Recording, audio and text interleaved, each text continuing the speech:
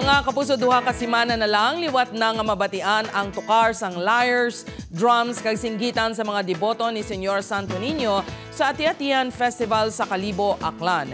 Kasado na ang highlight activities, lakip na ang sinaot sa kalye it mga batang ati sa January 17. Sa pareho nga adlaw, hiwaton sa Magsaysay Park ang reenactment sa pag-umpisa sa Kalibo Ati-Atihan Festival. Sa January 19, hiwaton ang street dancing kung sa diin, hiwaton ang panaad sa mga deboto. Sa highlight naman nga Sadsad Ati-Atihan Contest sa January 20, 35 katribo ang magapa-indis-indis sa Osmeña Avenue. Ang mangin kampyon ang makabaton sang 1 million pesos cash.